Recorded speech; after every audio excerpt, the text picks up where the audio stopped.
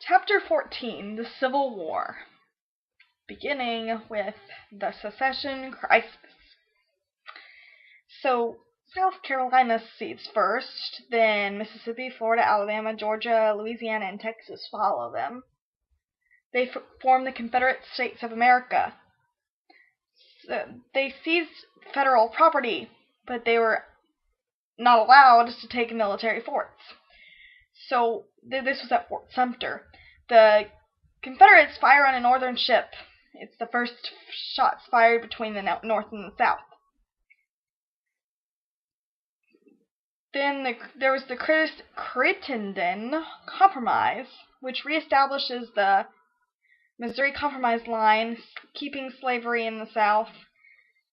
The government would occupy federal property in seceded states. The Southerners support this, but the Republicans, aka Northerners, reject it. In Lincoln's inaugural address, he stated that no state could leave the Union, that doing so was insurrectionary. And the Confederates take Fort Sumter by force. They bombard it for 2 days. The Civil War begins. Lincoln mobilizes the North for war, and then Virginia, Arkansas, Tennessee, and North Carolina secede as well. So the North and South were two different civilizations that had developed, and they were incapable of living in peace, at least during this time period. The Union had material advantages like greater manpower, manufacturing for war, and better transportation, but the Southerners also had advantages like fighting on their own land, their commitment to the war, and they had foreign countries on their side. The mobilization of the North. The Republican power they had a nationalistic program for economic development. The Morrill Land Grant Act, Transcontinental Railroad, and National Banking System, which provided uniform banknotes, came about. They financed their war by levying taxes, issuing paper currency, and borrowing. They relied on greenbacks, which was a currency backed by faith in the credit of the government rather than gold. In raising an army, they first had a voluntary system and then later a national draft, which greatly increased the voluntary enlistments. The Democrats opposed to the war. Their opposition erupted into rioting. African Americans are blamed for this. The Democrats were divided into Peace Democrats and Copperheads, which supported the war. Many politicians thought Lincoln could be controlled, but he assembled a cabinet representing all parts of the Republican Party. He used his war powers of the presidency, etc. He tried to suppress opposition to the war through punishment. People who were in disloyal practices were subject to martial law. The Union Party, in which Republicans and war Democrats, during the election of 1864, was between Lincoln and Andrew Johnson, a war Democrat. The Democrat Party nominated George McClellan, which was the Peace Party. Lincoln won the election and because of some northern victories helped. Republicans disagreed on the issue of slavery. The radicals wanted immediate abolition, while the conservatives favored a gradual process. The Confiscation Acts stated that all slaves used in the Confederate war effort were considered freed, and all slaves of whites aiding in the Confederate war effort were free as well. So Lincoln, in 1863, issues the Emancipation Proclamation, which freed all slaves in the Confederacy, but not the border states. However, that didn't really affect anything, though, because the South was just like, we're keeping our slaves. Lincoln believed that the war was fought to preserve the Union, and now is to abolish slavery. The 13th Amendment abolishes slavery in all of the U.S. The Union Army recruits African Americans, some for fighting, but many for tasks behind the lines. However, if they're captured by the Confederate Army, they're sent back to their masters or executed rather than sent back to the North. The war encouraged economic growth because they expanded coal production. There was increased mechanization of agriculture instead of skilled workers. An influx of immigrants helped keep wages low. It increased union membership as well. Women went into the workforce because the men were at war. They were, in particularly nursing, their help was indispensable to the military. The women see a war as a redefinition of female roles, independence, and new possibilities. The U.S. Sanitary Commission was started by women. Medicinal supplies were sent to field hospitals, and they promoted the importance of sanitary conditions. The mobilization of the South. The Confederate government made slavery part of the law, and Jefferson Davis was president, but he was a poor leader. There was dissension among the South. Some opposed secession and war, some joined the Union side. Funding the war was nearly impossible. There was an unstable banking system. Taxing and borrowing was unsuccessful. They were forced to pay through paper currency, and it was not uniform. There was disastrous inflation. The Conscription Act.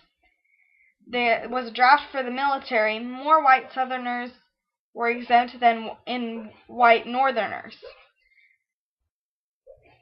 It worked well initially, but in 1864 there was a manpower shortage and there was many desertions. There was an attempt to draft slaves, but the war ended before that could really take any effect. The states' rights was very important in the South. They resisted national authority, even when necessary to win the war. However, the South increased centralization, becoming more like the North in that way. At the end of the war, the Southern economy is destroyed. They have no northern markets. They suffer destruction of railroads and farmland. The northern naval blockade caused shortages of food, resistance to conscription, food impressment, and taxation. With the absence of men, women had to run the plantations, learn men's work, nursing, and teaching. There was more control exercised over slaves, but they led to more and more desire for freedom and resistance to control. Strategy and diplomacy. In the Union, Abraham Lincoln was a successful commander-in-chief. However, they had a hard time finding good commanders. Finally, they ended up with Ulysses S. Grant. There was the importance of targeting enemy armies and resources rather than territory. In the Confederacy, President Davis planned strategy alone, but Robert E. Lee was his military advisor. Other officers in the North and South trained similarly. Some were amateurs. The Union blockades the Confederate South by sea. The South attempts to counter this with ironclad warship, but the North had ironclad warships as well. The South was no match for the land and water forces of the North. England and France were sympathetic to the Confederacy. They wanted cotton. However, they had popular support for the Union because of their anti-slavery stance. They could not support a slave nation, and they declared themselves neutral. Some Confederate diplomats go to Cuba. They get on an English steamer called Trent for England. American Charles Wilkes arrests them. The British demand their release, and Lincoln releases them with an apology. The Confederate purchase of the warships from Britain angers the Union. In the Western territories and states, they were officially loyal to the Union, but they were rent with conflict. William C. Quantrill of the Confederates leads guerrilla fighters in terrorizing and murdering. Union sympathizers, called Jayhawkers, do the same to their opponents in Kansas and Missouri. Confederates tried to negotiate alliances with Indian tribes in Oklahoma, but they remained divided, never fully allying with any side. The course of battle. Battle technology is improving during this time period. Things such as the repeating pistol by Samuel Colt and the repeating rifle by Oliver Winchester. There was improved cannons and artillery. They went from fighting in formation to shelter behind fortifications and trenches. The railroad allowed for transporting large armies and supplies. However, their mobility was limited around rail lines.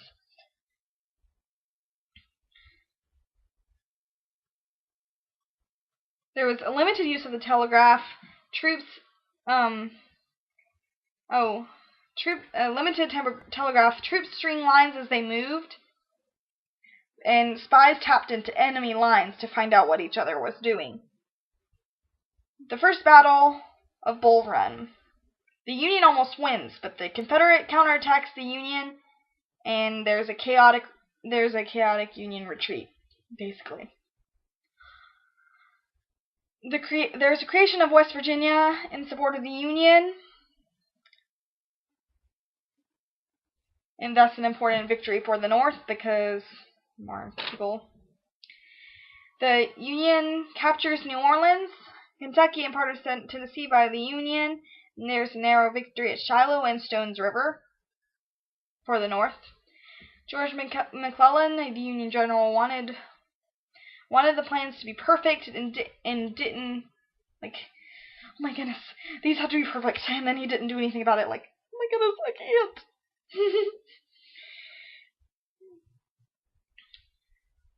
The Peninsular Campaign. He had a Peninsular Campaign to attack Richmond and some to protect Washington. The Confederate Army under Thomas Stonewall Jackson defeats 2 Union forces. Seven Pines, the Confederate Army could not repel Union forces. Johnston was replaced by Robert E. Lee. Second Battle of Bull Run, the Union is under John Pope, and that is a Confederate victory. Antietam is the bloody single-day battle, barely Union victory, after which Lincoln issues the Emancipation Proclamation. After Antietam, Lee launches a dual attack on Union forces in the Battle of Chancellorsville. Confederate victory. Union victories on Mississippi River in Louisiana, Arkansas, and Texas cuts off the rest of the South. Lee takes a force into Northern Territory, hopefully to gain federal aid or end the war. But in the Battle of Gettysburg, the Confederates are outnumbered and defeated. The bloodiest battle of the entire war. The Battle of Chattanooga, the Union has control of the Tennessee River. By now, the Confederates could now only hope to win by exhausting the Northern will to fight, rather than a decisive military victory. They were losing food, losing men. They could not do anything more at this point, really. Ulysses Grant, General-in-Chief for the Union, he uses the Northern advantage in troops and resources to overwhelm the South. He forces Lee into a decisive battle at Richmond, and Sherman goes on his famous walk to the sea, destroying the Confederates in Georgia. He deprives the South of resources and breaks the South's will to fight. And in Appomattox Courthouse, Lee surrenders his forces to Grant. In the next phase, we'll be reconstructing this this nation after the end of the Civil War.